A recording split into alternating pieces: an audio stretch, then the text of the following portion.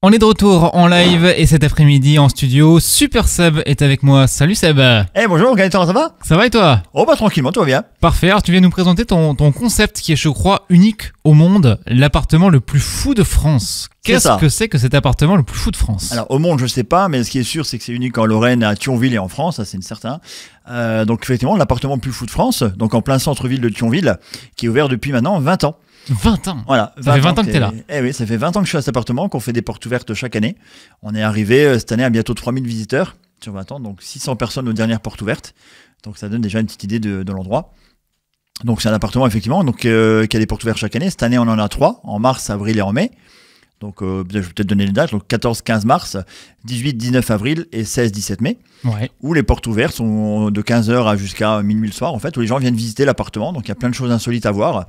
Ils finissent par un petit show laser, donc qui est présenté en fin de visite, et ils ont des petits cadeaux avec un petit jeu, des petits magnettes à gagner en partant.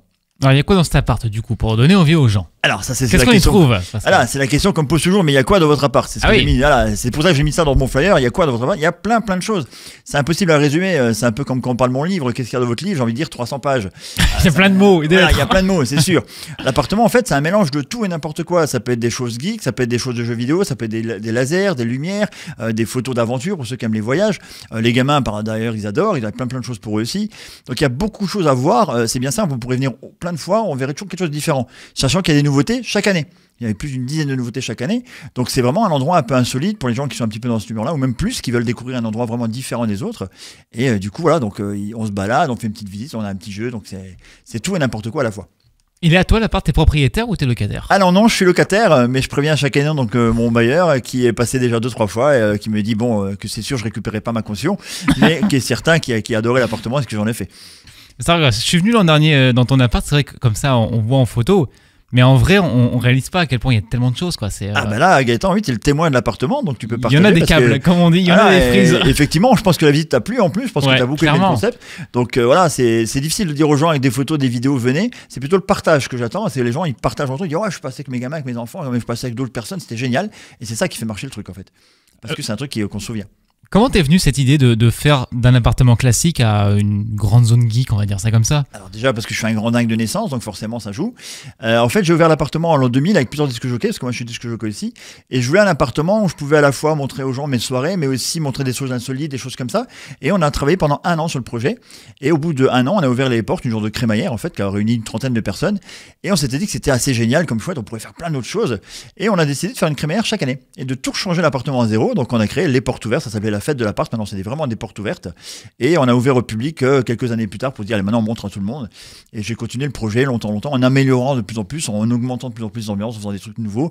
Et voilà, donc cette année il y a même un hologramme qui sera là qui montrera Pikachu. Il y a des chutes de neige, des chutes de bulles, une chute d'eau. Enfin, il y a plein de choses. Il y a un petit clin d'œil à l'aquadrome aussi cette année dans l'appartement. Le coin rétro gaming a été amélioré de nouveau. Donc voilà, c'est encore plein de surprises que je réserve aux gens qui vont venir. Alors tu parlais de nouveautés, qu'est-ce qu'il y a en nouveauté cette année? Alors, on peut déjà annoncer, on peut peut-être pas tout annoncer, mais... Oh bah donc l'hologramme déjà, donc un petit hologramme qui a été installé. Je travaille sur un projet de chute d'eau qui tombe dans un aquarium avec des poissons, qui eux sont très contents avec les lasers, je sais pas s'ils vont tenir longtemps. J'ai amélioré le coin rétro gaming, où j'ai ajouté plus de 1000 jeux donc, au coin rétro gaming, donc les gens peuvent jouer sur borne d'arcade et sur console directement. J'ai fait un petit clin d'œil à l'aquadrome en faisant une maquette de l'aquadrome, si certains se souviennent, donc qui a fermé en 2003. C'était mon petit clin d'œil perso. Ensuite, donc l'aquarium a été rajouté en plus. Le show laser est augmenté de 3 lasers de plus. Donc ce qui fait un effet vraiment différent. Donc c'est tout un visuel en plus. Il y a un circuit qui a été installé tout autour de l'appart avec une voiture qui fait tout le tour de l'appart en permanence. Donc c'est assez rigolo, on la voit foncer dans l'appart, c'est assez rigolo, c'est assez dingue. Et donc ça a vraiment sens de l'appart. Donc il y a déjà plus de 10 nouveautés, rien que pour ça. Comment tu récupères tous tes objets? C'est les brocantes, c'est... Alors ça dépend de l'idée déjà. Quand j'ai une idée qui vient, en fait, je regarde ce que je peux trouver dans les magasins, des choses comme ça. Et il m'arrive souvent d'aller dans des magasins, donc de Thionville, et en fait de chercher simplement de rien chercher, de me balader et de trouver une idée insolite et me dire tiens ça serait pas mal. Voilà, par exemple l'aquarium, je suis tombé dessus, wow, l'aquarium est super. Si je prenais un bateau, si je prenais des poissons, si je prenais un laser qui pour dans l'aquarium, et ainsi de suite, et ça va s'enchaîner et l'idée va se créer tout seul. T'arrives quand même tous les ans à avoir de nouvelles idées comme ça, à pouvoir dire tiens qu'est-ce que je peux faire cette année ou Alors c'est pas toujours évident parce qu'il y a des choses réalisables et d'autres pas. Moi je voulais faire un mur d'eau qui tombe du plafond, donc j'ai fait une partie du mur d'eau parce que le faire intégralement c'est pas possible. Je voulais faire une harpe laser à la Jean-Michel Jarre, mais ça a un coût qui est très élevé. Donc la neige et les bulles j'ai réussi à les placer. Mais c'est qu'il y a des idées qu'on peut faire et d'autres qu'on peut pas. Donc j'essaie d'améliorer chaque année, mais ce qui est possible. Il faut que ça reste vivable. Je suis qui habite comme toute l'année là-dedans.